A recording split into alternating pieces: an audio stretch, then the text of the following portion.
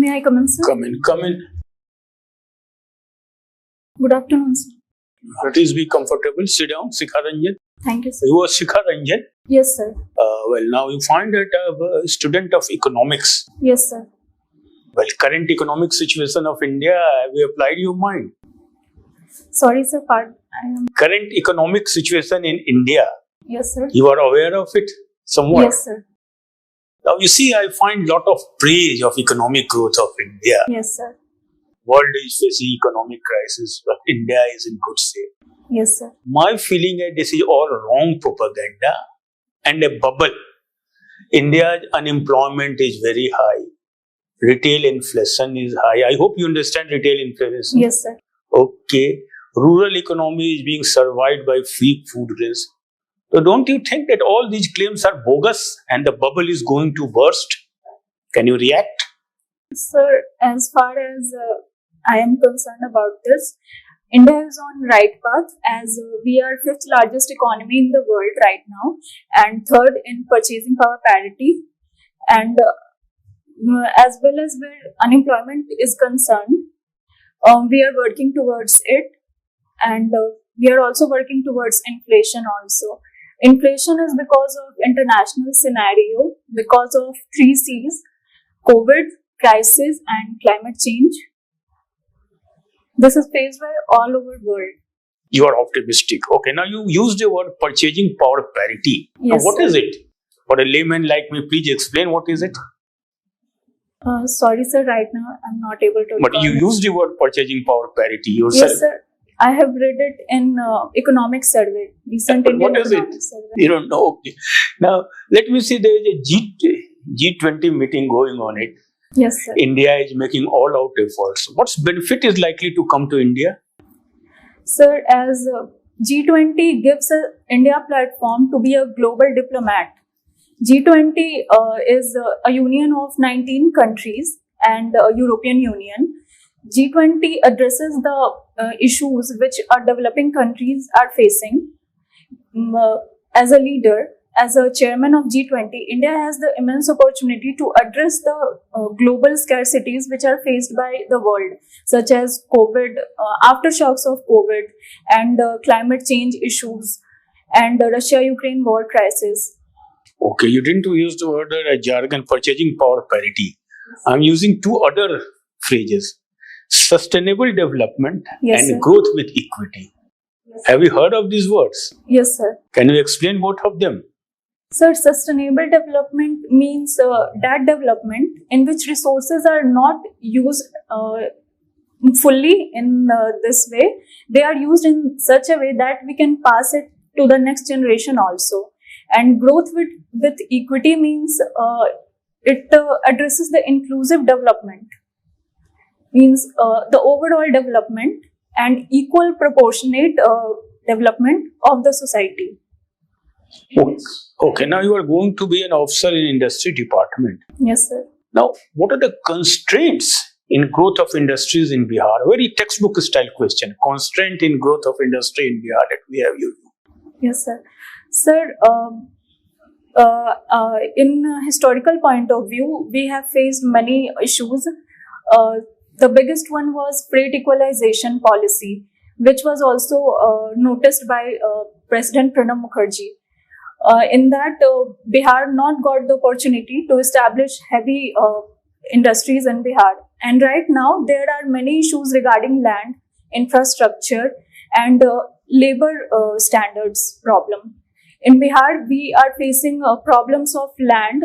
Land acquisition for companies are very tough, and because of so many rules and regulations, and capital issues are there, and we are not having that much skilled labor. You used the word land acquisition. See, generally I draw from you yourself. Look, why do we need land? Why do companies for setting up industry need land acquisition? They can purchase it from the farmers itself. What is the benefit in land acquisition? Let me know. Sir, Land acquisition is costly also. What is the benefit? Why do we want land to be acquired? Sir, land is one of the very essential part of setting any industry. And in Bihar, more than 80% peoples are in agriculture and related works. So land is a very sensitive topic in Bihar. That's why land acquisition problem exists. No, you couldn't get my question. I have a land here. The company identifies this land they want. They can purchase it from the farmer directly. Why do they ask the government to acquire it? That is the theoretical question. What is the benefit in it?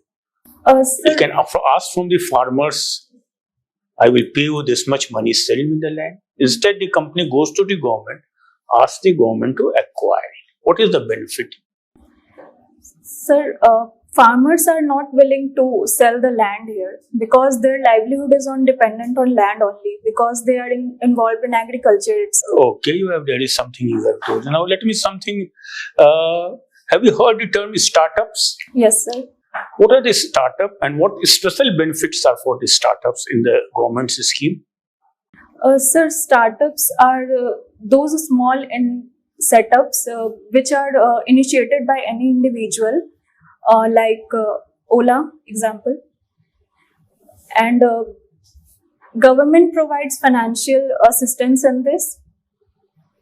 Some successful startups which has grown big in India.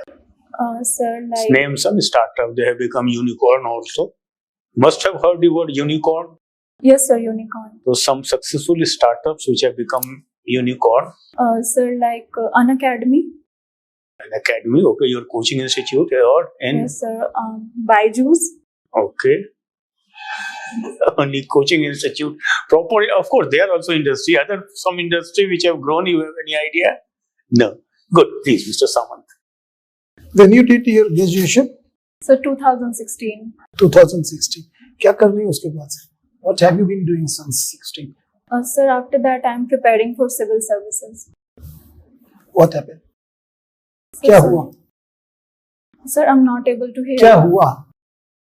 Sir, उसके बाद civil services की preparation कर रही हूँ और एक बार मैंने interview भी दिया है किस चीज का? 65th BPSC का. अच्छा ये बताइए कि ये ट्रेड डेफिसिट इंडिया चाइना के बीच में क्या है? सर, ट्रेड डेफिसिट उस समय होता है जब हमारा जो इंपोर्ट और एक्सपोर्ट में बैलेंस नहीं हो पाता. चाइना के साथ हम इंपोर्ट बहुत ज़्यादा करते हैं और एक्सपोर्ट हम बहुत कम करते हैं, जिस वजह से हमारा ट्रेड डेफिसिट हो जाता है. Sir, more than I think 80 million से ज़्यादा हमारा अभी trade कितना है deficit. हमारा उनके साथ ट्रेड? सर, हम बहुत अच्छे से तो रिकॉल नहीं कर पा रहे, लेकिन ज़्यादा ही मोर देन 50% हमारा उनके साथ ट्रेड डेफिसिट हो जाता है जितना हम ट्रेड करते हैं उसका. ये गैट और WTO में क्या डिफरेंस है? कम से कम 2 डिफरेंस बताइए. सर, गैट जो है वो पुरानी इंस्टीट्यूशन है और सॉरी सर, रिकॉर्ड. इकोनॉमिक्स से आपका चूंकि ऑनर्स है ना, यस सर. और ये इंस्टीट्यूशन नहीं है गैट. अच्छा, इंडो पैसिफिक और पैसिफिक ये 2 टर्म है. हम इंडो पैसिफिक बोलना क्यों प्रेफर करते हैं? पैसिफिक की तुलना में हम इंडो पैसिफिक बोलना क्यों prefer?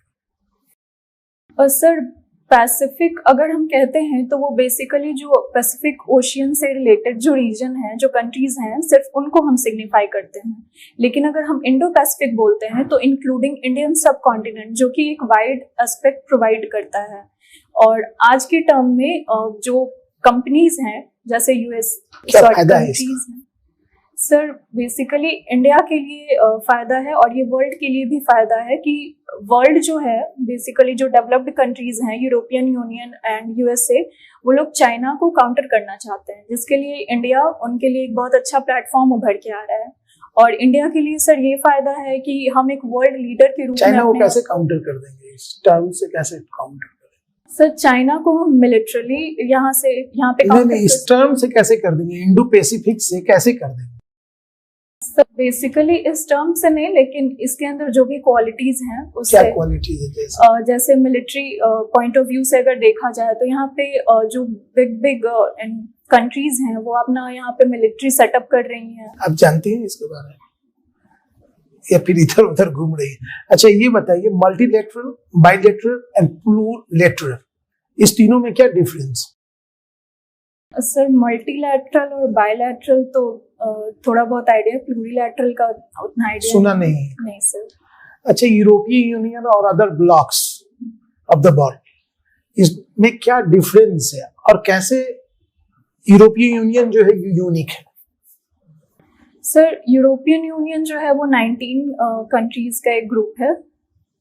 Sorry sir, so sorry sir. European union जो यूरोप है वहाँ के कंट्रीज का एक ग्रुप है जिसमें से ब्रिटेन निकल चुका है अब, और वो लोग जो हैं हर चीज़ अपना साथ में करते हैं। उनका एक ही करेंसी होता है यूरो, वो उसी एक चीज़ को फॉलो करते हैं। डिफरेंस क्या है दूसरे ब्लॉक्स के साथ, क्या डिफरेंस? क्योंकि इकोनॉमिक्स की है और काफी इंपॉर्टेंट चीज है, सब इकोनॉमिक्स से ही जुड़ा हुआ है, कुछ भी आपसे इधर उधर का नहीं पूछा गया। Sorry sir. हॉबी आपका क्या है? Sir gardening of non flowering plants. क्या है ये? सर वैसे प्लांट्स को हम लगाना पसंद करते हैं जिनमें फूल नहीं आते, जैसे अरेका पाल्म हो गया, एलोवेरा, फिर स्नेक प्लांट, ये सब। क्या फूल क्यों नहीं लगाती क्या? सर क्योंकि फूल वाले पौधों में ज्यादा ध्यान देना पड़ता है और उतना समय नहीं मिल पाता। अच्छा सर। अच्छा, सीखा आपने पटना विमेंस कॉलेज से किया है ना? कब किया आपने? 2016 में। 16। तो उससे अब तक क्या कर रहे हैं? सर प्रिपरेशन कर रहे हैं सिविल सर्विसेज। तो सफलता नहीं होने का वजह? सर शायद मेरी कमी रही होगी कहीं ना कहीं। कुछ ऐसे स्टेप्स तक गए हैं आप इससे पहले? यस सर, एक बार 65th इंटरव्यू दे चुके हैं। 65 नहीं होने का वजह? सर मार्क्स कम थे मेरे। मार्क्स कम थे? Yes sir. ठीक है, तो कहीं ना कहीं सब्जेक्ट पे कमांड कम रहा होगा। Yes sir. ठीक है, टेल मी वन थिंग कि necessary steps for industry development. Industry को डेवलप करना है बिहार में, आपको एज ए प्रोजेक्ट मैनेजर बना दिया गया, क्या क्या आपके स्टेप्स होंगे? सर पहले तो जो मेरे स्टेप्स होंगे कि जो रनिंग इंडस्ट्रीज हैं उनके प्रॉब्लम्स पे हम ध्यान दें कि वो किस किस प्रॉब्लम को फेस कर रहे हैं, और दूसरे होंगे कि न्यू इन्वेस्टर्स को हमें यहाँ पे इनवाइट करना है, तो उनको बिहार सरकार जो है बहुत सारी योजनाएं ला रही हैं, लेकिन शायद अवेयरनेस ना हो इसका, तो अवेयरनेस फैलाना चाहेंगे हम, और जो भी बिहार सरकार उन्हें सुविधाएं दे रही है उसके लिए हम काम करेंगे। इसी टर्म में एक बियाडा टर्म है, ठीक है, ये क्या है? सर बियाडा, यस सर, ये बिहार गवर्नमेंट की एक PSU है जो कि इंडस्ट्रीज अट्रैक्ट करने के लिए काम करती है। जैसे अभी उन्होंने रिसेंटली 3 पॉकेट्स बनाए हैं, भागलपुर, मुजफ्फरपुर, पटना, और जहाँ पे उन्होंने लैंड को फाइंड आउट किया है कि कहाँ पे इंडस्ट्रीज हम लोग सेटअप कर सकते हैं। तो मुजफ्फरपुर चुनने का कोई वजह? सर मुजफ्फरपुर में पहले से भी बहुत सारे इंडस्ट्रियल स्कोप्स हैं, जैसे पेपर एंड पल्प इंडस्ट्री वगैरह। एग्रो प्रोसेसिंग यूनिट का वहाँ पे सर बहुत अच्छा स्कोप है और लैंड भी है वहाँ पे। What is GI tag? Sir GI tag full form is geographical indication. ये एक पर्टिकुलर किसी भी प्रोडक्ट को दिया जाता है जो बेसिकली उसी ज्योग्राफिकल लोकेशन पे ही फाउंड आउट होता है, उसकी पहचान वहीं पे होती है खासकर। ये MSME क्या है? Sir micro small and medium enterprises, ये जो छोटे छोटे उद्योग होते हैं ये उन्हीं के अंतर्गत आता है। तो बिहार के इंडस्ट्री को कैसे बेनिफिट होगा इसमें? सर बिहार में MSME का बहुत ज़्यादा ही स्कोप है। यहाँ पे हम लोग पॉकेट्स आइडेंटिफाई कर सकते हैं, जैसे एग्रो बेस्ड, फॉरेस्ट बेस्ड हो गया, उसके बाद यहाँ पे इको टूरिज्म का है, तो MSME को बहुत फायदा है सर। और बहुत अच्छा एक एग्जाम्पल है हमारे यहाँ पे जीविका का, वो MSME के अंडर ही बहुत अच्छा काम कर रही हैं। जैसे शराबबंदी के बाद एक नीरा प्रोडक्ट आया है, तो सर वो बहुत अच्छा ही एक मैं तो ये समझता हूँ कि शराबबंदी सिर्फ एक ऑन पेपर है, ये धड़ल्ले से चल रहा है, क्या आपकी राय है इसमें? सर शराबबंदी बहुत लैंड पे भी है, लेकिन सर कुछ प्रॉब्लम्स हैं हमारे यहाँ पे कि हम ऐसे स्टेट से घिरे हुए हैं जहाँ पे शराबबंदी नहीं है और वहाँ से मूवमेंट होता है लोगों का, तो सर तभी थोड़े फॉल्ट्स हो जाते हैं। लेकिन शराबबंदी बहुत हद तक बिहार सरकार इसमें सक्सेसफुल रही है और बहुत सारी कंपनीज हमारे यहाँ पे इसको स्टडी भी कर रही हैं। 2 ऐसे प्रोजेक्ट का नाम बताइए जो बिहार गवर्नमेंट के द्वारा चलाया जा रहा हो इंडस्ट्री पॉइंट ऑफ व्यू से। Sir Bihar industrial investment promotion policy और बिहार स्टार्टअप पॉलिसी 2016 और सर लास्ट ईयर ही आया है leather and handicrafts promotion policy. Do you know about ethanol project? Sir sorry. Ethanol project? Yes sir. What is it? Sir, ethanol project is basically to establish ethanol factories in Bihar. And ethanol is a substance which is blended with petrol to cut the carbon consumption. Okay, how much percentage we are adding it? So right now we have achieved the target of 10% and our next target is to blend 20% of it. Do you know about what is surrogacy? Surrogacy. Surrogacy. Yes sir. Sir, surrogacy basically to rent different women to give birth to child. Okay. अभी हम लोग ये सुन रहे हैं कि unisex marriage आजकल बहुत news में है, ठीक है? तो एज ए वुमेन आप क्या इस पे आपका विचार है? इज इट राइट और रॉन्ग? सर ये तो अंडर जुडिशियल ट्रायल है. अगर मेरा पर्सनल विचार हो तो सर ये अपनी सबकी अपनी फ्रीडम है, लिबर्टी है. ठीक है. तो आपका इस पे क्या विचार है आपका खुद का? ये सही है या गलत है? या फिर इसको लीगल घोषित कर देना चाहिए? सर कुछ कंट्रीज में तो ये लीगल है. ये तो हमारी जुडिशियल सिस्टम में डिसाइड करेगी कि ये लीगल होना चाहिए या नहीं, वाइडर पर्सपेक्टिव को देखकर. ठीक है. One last question. ये वुमेन एम्पावरमेंट का बहुत ही ज्यादा दुरुपयोग हो रहा है. अब बहुत सारे ऐसे केसेस आए हैं हाई कोर्ट में, सुप्रीम कोर्ट में, जहां पे जो लास्ट डिसीजन ये हुआ कि ये जो वुमेन एम्पावरमेंट का मिसयूज हुआ है. तो क्या आपका परसेप्शन है इस पे? सर जहाँ तक मेरा परसेप्शन है ये चीज़ अच्छी चीज़ों के लिए ही यूज़ होना चाहिए, क्योंकि जो 50% पॉपुलेशन का है उसका हर जगह भागीदारी बहुत इम्पॉर्टेंट है. और ये अपनी अवेयरनेस की बात है कि विमेंस को इस चीज़ के लिए अवेयर होना चाहिए, उस चीज़ को अच्छी चीज़ों में ही यूज़ करना चाहिए, अपने एम्पावरमेंट के लिए, सोसाइटी के वेलफेयर के लिए. Okay, thank you. ठीक है सर. गुड शिखा, आपका इंटरव्यू ओवर हो गया, आप जा सकती हैं. Thank you sir. Thank you.